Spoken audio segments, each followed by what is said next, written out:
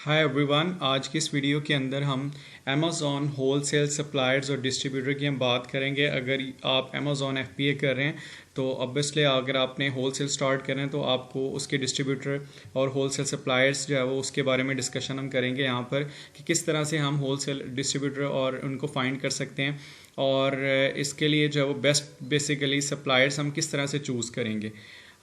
इसके लिए जो है वो बेस्ट टाइम जो है वो ये अमेज़ॉन होलसेल स्टार्ट करने का जो बेस्ट टाइम है Q1 में जो है वो आफ्टर Q4 जो आपको पता है काफ़ी ज़्यादा रिलैक्सेशन और रिलीज़ मिल जाता है ताकि आप इजीली जो है वो सप्लायर से जो है वो बात करके जो है वो उनसे अप्रूवल ले सकते हैं। तो आप सबसे पहले तो आप लोगों को पता है कि ऑनलाइन आर्बिट्राज है वो इस नाउ अ डेज गेटिंग मोर कॉम्पिटिटिव और उस वजह से जब हमें इजीली प्रोडक्ट्स नहीं मिल पाते। और अगर तो फॉर एग्जांपल आपने अमेज़ॉन एफबीए के ऊपर जो है वो अपनी फर्दर जो है वो इन चीज़ों को कंटिन्यू रखना है, making more money with the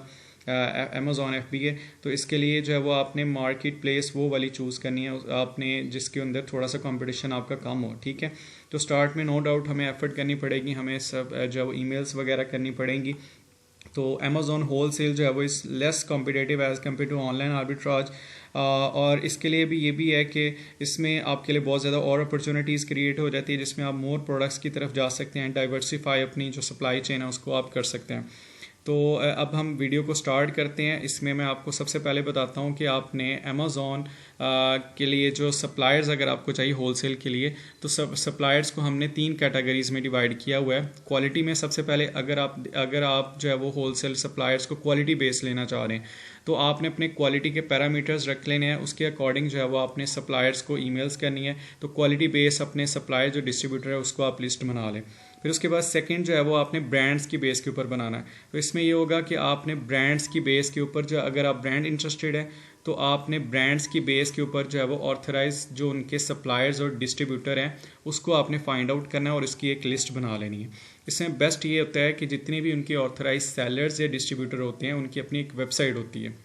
लेकिन सम टाइम अगर उनकी वेबसाइट नहीं भी है तो आप उनको डायरेक्टली भी रीच आउट कर सकते हैं। सो वेबसाइट जो होते हैं उससे ऑथेंटिसिटी जो होती है उनकी एलएलसी की जो है वो ज़्यादा रहती है, उसकी वजह से हमारी जो पेमेंट्स है उसके भी इश्यूज़ नहीं आते हमें। उसके बाद जो लास्ट कैटेगरी है इसमें दैट इज़ के कैटेगरी बेस अगर आपने फॉर एग्जांपल किसी भी सप्लायर या डिस्ट्रीब्यूटर को शॉर्ट लिस्ट करना है, ठीक है, लाइक फॉर एग्जांपल जो है वो आपकी इलेक्ट्रॉनिक्स की कैटेगरी है तो ऑब्वियसली आप जो है वो अगर ब्रांड्स को डिस्कस करें इसमें करेंगे लाइक एप्सम प्रिंटर जो है वो आप ले लिया, आपने सोनी कैमराज जो है वो उनकी ब्रांड्स के ले लिए। तो आपने अपनी जो कैटेगरी डिफ़ाइन करनी है वो इस तरह से डिफ़ाइन करनी है, क्वालिटी बेस्ड भी हो सकती है, ब्रांड बेस्ड भी हो सकती है, या आपकी जो है वो क्वालिटी कैटेगरी बेस्ड भी हो सकती है कि आप किस कैटेगरी में काम करना चाह रहे हैं, उसी कैटेगरी के फिर ब्रांड्स की तरफ जाएं और उन्हीं से आप जो है वो आगे फर्दर इसके जो है वो परमिशंस लें टू गेट स्टार्टेड होलसेल। अब सबसे जो यहाँ पर इंपॉर्टेंट चीज़ आती है कि होलसेल सप्लायर जो है उसके अकाउंट्स उनके साथ हम किस तरह से बना सकते हैं। तो अब इसमें जो है वो 2 तरह के सप्लायर्स होते हैं आपके, या तो होलसेलर्स जो होते हैं वो स्मॉल होलसेलर्स होते हैं या फिर जो है वो बिग होलसेलर्स होते हैं। अब जो स्मॉल होलसेलर्स होते हैं वो मोस्टली आपको जो प्राइसेस दे रहे होते हैं वो रिटेल प्राइसेस दे रहे होते हैं। रिटेल प्राइसेस जो होती हैं वो कॉम्पिटिटिव प्राइसेस होती हैं और जो स्मॉल होलसेलर्स होते हैं उनके पास इन्वेंट्री भी इतनी ज़्यादा अवेलेबल नहीं होती। सम टाइम वो स्टार्ट आपको एक इन्वेंट्री दे देते हैं, लेकिन बाद में जैसे ही मार्केट के अंदर जो है वो प्रोडक्ट सेल आउट होना शुरू हो जाती है और आपको फ़ौरन से जो है वो रीऑर्डरिंग चाहिए तो उसके लिए उनके पास इन्वेंट्री नहीं होती, वो आपको होल्डिंग पे लगा देते हैं। सो आई वुड रिकमेंड कि स्मॉल होलसेलर्स की तरफ ना जाएं। एक तो आपको इन्वेंट्री का इशू आ सकता है और दूसरा जो है वो प्राइसेस भी आपको कॉम्पिटिटिव मिल सकती हैं जिसकी वजह से आपका कंपटीशन ज़्यादा होगा। तो जो बिग सप्लायर्स हैं या बिग होलसेलर्स हैं उनकी तरफ आपने जाना है, उनके साथ रजिस्टर्ड करना है अपने आप को। तो उसके लिए जो बेस्ट चीज़ है वो ये है कि आपने सबसे पहले जो है वो बिग सब होलसेलर्स के क्या क्या एडवांटेज है वो मैं आपको सारे आगे बताता हूँ। सबसे पहले जो है वो आपने क्या करना है, डोमेन आपने अपनी परचेज़ करनी है, क्योंकि आप जो है अब होलसेलर्स के साथ अपने आप को रजिस्टर्ड करने लगे हैं ताकि वो अपनी इन्वेंट्री अपनी प्रोडक्ट्स जो है वो आपको देना स्टार्ट करें। तो सबसे पहले आपने डोमेन ले लेना है। डोमेन जो है वो GoDaddy वेबसाइट से, नेमचीप से या किसी भी आप वेबसाइट से अपनी डोमेन लें, डोमेन से आपने अपनी वेबसाइट बना लेनी है। ठीक है, तो जैसे आपने वेबसाइट एक क्रिएट कर लेनी है, वेबसाइट जो है वो यहाँ पर वेबसाइट के बारे में बता दूं कि वेबसाइट जो है वो सिंपल सी वेबसाइट होनी चाहिए, वर्डप्रेस वेबसाइट होनी चाहिए, दैट वुड बी इनफ। आपको कोई ज़रूरत नहीं है कि बड़ी जो है वो बहुत अच्छी सी कोई ई कॉमर्स वेबसाइट्स बनाने की ज़रूरत नहीं है। वेबसाइट का बेसिक पर्पज़ ये है कि इट शोज़ कि you are a serious person, you are a professional person. उसके बाद जो आपने जो चीज़ें करनी है दैट इज़ ईमेल आपने अपनी कंपनी का क्रिएट करना है, ठीक है, जो प्रोफेशनल हो, जो आपकी डोमेन का नेम है उसी के ऊपर आपका ईमेल होना चाहिए। दैट इज़ मोर कन्वीनियंट, ठीक है। कंपनी का नेम आपने ले लिया, फिर उसके बाद आपने इसके ऊपर जो आपने लिंक्डइन पेज भी आप सेटअप कर सकते हैं। ये भी एक बड़ी प्रोफेशनल चीज़ हो जाती है कि आपने बेसिकली जो बिग सप्लायर्स होते हैं, जो होल सेलर्स होते हैं, उनको अगर जब ये यूनिक चीज़ें आप देते हैं, ऑब्वियसली आपकी एक LLC क्रिएट हुई है, आपके पास रीसेलर सर्टिफिकेट है, आपके पास EIN नंबर है, अलॉन्ग विद दैट कि आपने डोमेन भी लेनी है, website, email address and company name and also LinkedIn जो है वो page, that also shows more professionalism.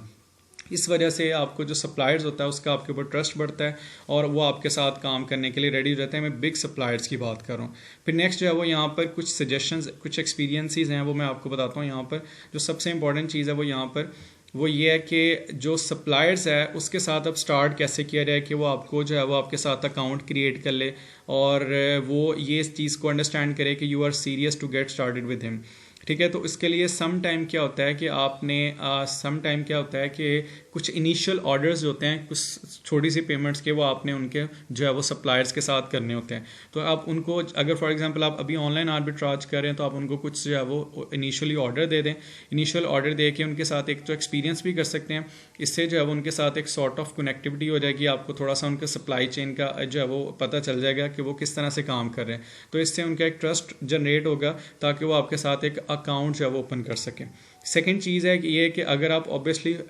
Unique brands या स्टॉक की तरफ जाना चाह रहे हैं तो इसकी वजह से भी जो है वो आपको जो होल सेलर्स होगा वो आपके लिए जो है वो इसके लिए फैसिलिटेशन क्रिएट करेगा। और थर्ड जो चीज़ है, इसकी वजह से आपका लेस कंपटीशन जो है वो होगा। बाकी फॉर एग्जांपल जितने भी सप्लायर्स होंगे या होल सेलर्स होंगे उनकी तरफ कोई भी जो अमेज़ॉन सेलर जाएगा वो डायरेक्टली उनको पहले ईमेल्स करेगा, उनको रीच आउट करेगा। तो आपने इनिशियली उनको ऑर्डर कर दिया, तो ऑर्डर करने से ये होता है कि आपका जो है वो फिर जो उनकी तरफ जो अप्रूवल का प्रोसीजर होता है उसमें कंपटीशन कम हो जाता है और आपको रीसेलिंग की परमिशन जो है वो अमेज़ॉन के ऊपर दे दी जाती है। उसके बाद जो सबसे इंपॉर्टेंट क्वेश्चन आता है कि should you tell your suppliers that you will be selling on Amazon. ये बड़े इंपॉर्टेंट सवाल है कि आपने जो अपना सप्लायर्स है क्या उसको बताना है कि आप रीसेलिंग करने जा रहे हैं। तो इसके लिए जो है वो यहाँ पर मैं आपको पॉइंट्स बताता हूँ कि आपने उसको कैसे बताना है। आपने बताना तो है लाजमी उसको, लेकिन कैसे उसको बताना है। तो सबसे पहले तो ये होता है कि जो भी सप्लायर या डिस्ट्रीब्यूटर होता है उसको ये पता है कि people are selling on eBay and Amazon और वॉलमार्ट, ठीक है, उनको पता है इस चीज़ का, डिस्ट्रीब्यूटर को। दूसरी चीज़ ये है कि जो होल सेलर्स होते हैं वो खुद भी जो है वो अमेज़ॉन के ऊपर जो है वो डिफरेंट कंपनीज़ के नेम के ऊपर सेल आउट कर रहे हैं चीज़ों को। और तीसरी यहाँ पर ये चीज़ है कि होल सेलर डिस्ट्रीब्यूटर जो होते हैं, कुछ जो होते हैं वो बहुत अच्छे होते हैं और वो इनकरेज करते हैं पीपल्स को that you should sell on Amazon, आप जो है वो उसकी रीसेलिंग कर सकें। इसके लिए वो आपको जो है वो बहुत ज़्यादा फैसिलिटेट करते हैं। इवन आपके जो कंपनी के साथ अकाउंट्स क्रिएशन में भी आपको जल्दी से जल्दी जो है वो अकाउंट क्रिएट करते हैं। अब इसमें जो है वो कुछ ब्रांड्स ओनर्स जो होते हैं वो इस चीज़ को जो है वो इंसिस्ट करते हैं कि होल सेलर्स जो होते हैं दे आर एक्चुअली वो अमेज़ॉन को सप्लाई नहीं करते कि आप जो है वो मतलब उनकी प्रोडक्ट्स को डी वैल्यू ना कर दें ताकि कोई इशू ना बन जाए। उसकी रीज़न ये होती है कि उनके कुछ प्रीवियस बैड एक्सपीरियंसेस हुए होते हैं, तो इस वजह से शायद वो कर रहे होते। लेकिन इसकी वजह से आपने अपने आप को डिसहार्ट नहीं करना। अगर आपने कुछ ईमेल्स किए हैं और आपको कोई रिस्पॉन्ड नहीं आ रहा, दैट डजंट मीन कि सारे के सारे होल सेलर या डिस्ट्रीब्यूटर इसी तरह के हैं, ठीक है। तो जो है वो भी वेरी करते हैं। तो इसके लिए मेरी एक सजेशन है, यहाँ पर मैंने लिखा हुआ है कि यू शुड टेल दैम कि आपने जो सप्लायर या होल सेलर या डिस्ट्रीब्यूटर है या जो है वो ब्रांड ओनर है उसको आप बताएं कि आप जो उनकी प्रोडक्ट्स हैं वो स्कूल्स में बेचना चाह रहे हैं और जो है वो बिजनेस कस्टमर्स को बेचना चाह रहे हैं। इस वजह से वो क्या होता है कि आपको ब्रांड अप्रूवल जो होता है वो इजीली दे देते हैं और आपका अकाउंट जो है वो उसको जल्दी से प्रोसेस कर देते हैं। और इसके बाद जो है वो ये है कि अगर जैसे ही आपने अकाउंट जो है वो होल सेलर डिस्ट्रीब्यूटर के साथ क्रिएट कर लिया है, सबसे इंपॉर्टेंट चीज़ ये है कि आपने जो प्राइसेस हैं उसको आपने चेक करते रहना है, स्पेशली रिटेल प्राइसेस को। ये ना हो कि जिस प्राइस के ऊपर आपने उसको होल सेलर या डिस्ट्रीब्यूटर ने आपको जिस प्राइस पे दिया हुआ है वही प्राइस जो है वो रिटेल प्राइस है, मे बी वॉलमार्ट के ऊपर भी वही प्राइस है, मे बी जो है वो किसी और वेबसाइट के ऊपर eBay के ऊपर या अमेज़ॉन के ऊपर भी वही प्राइस है या लेस मार्जिन है। तो सबसे इंपॉर्टेंट चीज़ ये है कि ब्रांड अप्रूवल या प्राइसेस वगैरह जो है वो ब्रांड अप्रूवल लेना ही मेन काम नहीं है। उसके बाद जो होल सप्लाई चेन सिस्टम में जो मेन चीज़ आ जाती है वो प्राइसेस जो होती है उसको मेंटेन रखना है कि ताकि आपका एक मार्जिन जो है वो रहे, ताकि उस ROI के ऊपर 20% से 30% के बिटवीन जो ROI है वो आपका थ्रू आउट जो है वो सप्लाई चेन सिस्टम जो है वो बाइंग और सेलिंग के दरमियान मेंटेन रहे। अब सबसे जो इंपॉर्टेंट चीज़ है कि जैसे मैंने आपको स्टार्ट में बताया कि ऑनलाइन आर्बिट्राज जो वो कॉम्पिटेटिव होती जा रही है, लेकिन होल सेल्स जो है वो उसको हमें क्यों स्टार्ट करना चाहिए और इसके हमें एडवांटेजेस हैं क्या। तो यहाँ पर सबसे इंपॉर्टेंट चीज़ है कि अब आपको होल सेल जो है वो उसके एडवांटेजेस क्या होते हैं, होल सेल क्यों स्टार्ट करना चाहिए, होल सेलर्स आपको क्या क्या एडवांटेजेस देते हैं। तो सबसे जो पहली बात है वो है बैक ऑर्डर। ठीक है, बैक ऑर्डर पॉपुलर प्रोडक्ट्स का ये होता है कि सम टाइम कुछ इतनी इंपॉर्टेंट प्रोडक्ट्स होती हैं ड्यू टू सम इवेंट्स या कुछ जो है वो स्पेशल ओकेजन्स के ऊपर क्या होती हैं, लाइक जैसे क्रिसमस जो है वो गुजरा अभी Q4 में, या इस तरह के इवेंट्स के ऊपर कुछ पॉपुलर प्रोडक्ट्स होती हैं जो जल्दी से सेल आउट हो जाती हैं और मार्केट में उसकी अवेलेबिलिटी कम हो जाती है। लेकिन अगर आपने एक होल सेलर्स के साथ अकाउंट क्रिएट किया हुआ है तो वो आपको फ़ौरन से प्रोडक्ट्स जो है वो रीऑर्डर आप उनको कर सकते हैं, फ़ौरन से आपको सप्लाई कर सकते हैं प्रोडक्ट, और इस दौरान जो है वो आप एक अच्छी सप्लाई जो है वो लेके और उसके बाद आगे मार्केट में आपको पता है कि अच्छी डिमांड है, उससे एक अच्छा मार्जिन जो है वो क्रिएट कर सकते हैं। सेकंड यहाँ पर बेनिफिट ये है कि आप जब वो क्रेडिट के ऊपर भी काम कर सकते हैं, क्योंकि आपने अमेज़ॉन के ऊपर अकाउंट क्रिएट किया और सेलिंग कर रहे हैं कंटिन्यूसली, आपने बैकएंड के ऊपर जो सप्लायर्स है उसके साथ भी अकाउंट क्रिएट किया और वहाँ से भी आप चीज़ें ले रहे हैं, तो नो डाउट जो है वो आपकी ट्रांजैक्शन कंटिन्यूसली उसके साथ हो रही हैं। इस वजह से एक ट्रस्ट बिल्डअप हो जाता है और इस ट्रांजैक्शन हिस्ट्री की वजह से, आप क्रेडिट हिस्ट्री की वजह से उनके साथ जो है वो फर्दर क्रेडिट के ऊपर भी काम कर सकते हैं, और नो डाउट जो है वो $1000 से $25,000 या इससे भी ज़्यादा के क्रेडिट्स के ऊपर आप चीज़ें ले सकते हैं, फिर बाद में आप उनको पे कर सकते हैं। तो ये बहुत अच्छा एक एडवांटेज है कि स्पेशली जो है वो उन दिनों में भी हो सकता है कि जब क्रिसमस जो है वो हो रही है या इस तरह का कोई इवेंट्स है जिसके ऊपर आपको लग रहा है कि अभी आपके पास पेमेंट्स नहीं है, तो आप लेकिन फिर भी उनकी प्रोडक्ट्स लेके आगे सेल आउट कर रहे हैं। ओके, इसके बाद जो सबसे इंपॉर्टेंट चीज़ ये है कि जितने भी होल सेलर या डिस्ट्रीब्यूटर होते हैं वो जिनको पता है कि आप अमेज़ॉन के ऊपर रीसेलिंग कर रहे हैं उनकी प्रोडक्ट्स को और उनकी ऑब्वियसली सेल्स प्राइस को इंक्रीज़ कर रहे हैं, उनकी सेल्स को इंक्रीज़ कर रहे हैं, तो वो आपको जो है वो इसकी प्रमोशंस भी देते हैं और डिस्काउंट्स भी देते हैं। इवन वो कंटिन्यूसली जो है वो आपको ईमेल्स करते रहते हैं कि ये वाली हमारी न्यू अराइवल प्रोडक्ट्स हैं, इसके ऊपर हम आपको इतना डिस्काउंट देंगे, इसके ऊपर प्रमोशंस आपको दी जाती हैं। उस वजह से आपकी जो प्राइस के अंदर जो वेरिएशन है रिटेल प्राइस और जो होलसेल प्राइस है उसके अंदर जो मार्जिन होता है वो 30% से 40-50% टाइम जो है वो टाइम तक भी चला जाता है। उसके बाद सबसे इंपॉर्टेंट चीज़ ये यहाँ पर ये है कि अगर आप ईबे के ऊपर सेल कर रहे हैं और ईबे का होलसेलर्स आप देख रहे हैं, तो होलसेलर्स जो होते हैं वो डायरेक्टली आपकी जो प्रोडक्ट्स होती हैं उसको कस्टमर को भी जो है वो भेज देते हैं, क्योंकि eBay most friendly and customise जो है वो ड्रॉप शिपिंग के लिए जो है वो वेबसाइट है इन USA के अंदर भी और UK के अंदर भी, तो उसके अंदर वो कोई इश्यूज़ नहीं आते ड्रॉप शिपिंग के लिए। तो अगर फॉर एग्जांपल आपका होलसेलर सप्लायर जो है वो ड्रॉप शिप कर सकते हैं आपकी प्रोडक्ट को डायरेक्टली कस्टमर में, तो इससे अच्छा बेनिफिट और क्या हो सकता है। अच्छा, इसके बाद जो इंपॉर्टेंट बात आ जाती है, जब हम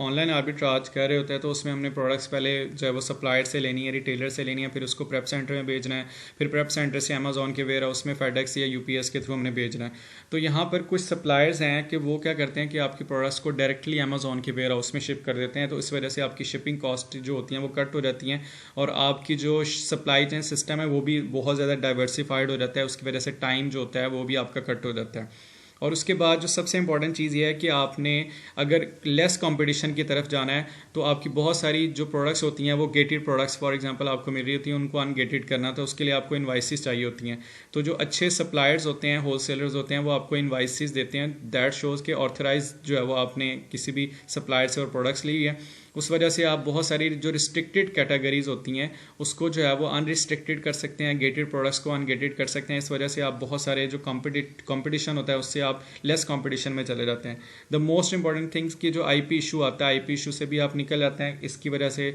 जो होलसेल सप्लायर्स होते हैं वो आपको प्रोटेक्शन देते हैं against any type of copyright issue या इंटेलेक्चुअल प्रॉपर्टी जो है वो इशू, इसके ऊपर आपको जो है वो कोई इशू नहीं आने देते। अब मैं जो नेक्स्ट वीडियो आएगी उसके अंदर मैं आपको बताऊंगा कि बेस्ट होलसेल या सप्लाई डिस्ट्रीब्यूटर कौन कौन से हैं, उसकी मैं एक पूरी लिस्ट आपसे साथ शेयर करूंगा। Thanks for watching videos and subscribe my channel and like the button. Thank you so much.